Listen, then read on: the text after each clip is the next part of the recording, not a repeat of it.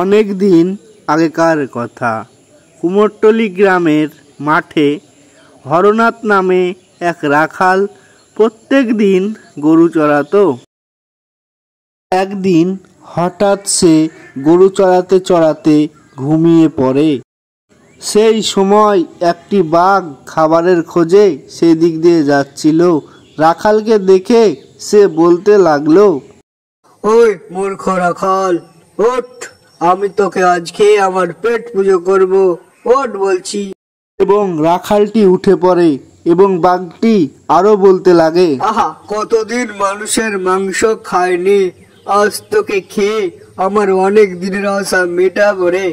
এই কথা শুনে রাখালটি বলতে লাগলো, আচ্ছা বাঘ মামা, তুমি আমাকে খাইও, তবে আমাকে খাওয়ার আগে আমার শর্ত আছে, দুটি শর্ত। প্রথমত আমাকে নদীর ধারে লইয়া যাবা, আর দ্বিতীয়ত শেষের শর্তটা আমি নদীর ধারে গিয়া বলিব তোমারে। বাঘ মামা, তুমি কি রাজি আছো? এবার বাঘটি বলল, আচ্ছা ঠিক আছে, তাহলে চল নদীর ধারে। এবার রাখালটি বাঘটিকে নিয়ে সেই নদীর ধারের দিকে রওনা হতে লাগলো। এবার তারা দুজনে নদীর সামনে এসে দাঁড়ালো।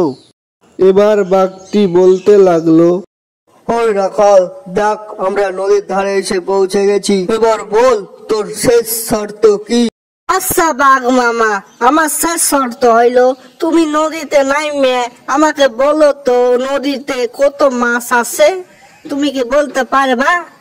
আমি জানি তুমি বাঘ মামা, তুমি সবই পারবা।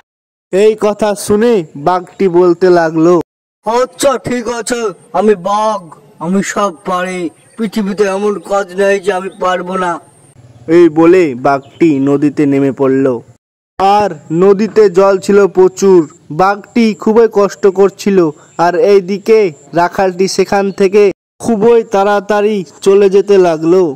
এদিকে বাঘটি বলতে লাগলো, ও রাখাল দাদা, তুমি আমাকে বাঁচাও বাঁচাও। এই বলতে বলতে বাঘটি ডুবে গেল। এই গল্প থেকে আমরা এই শিক্ষা পাই যে কখনো কারোর কথার বশে কোনো কাজ করা উচিত নয়।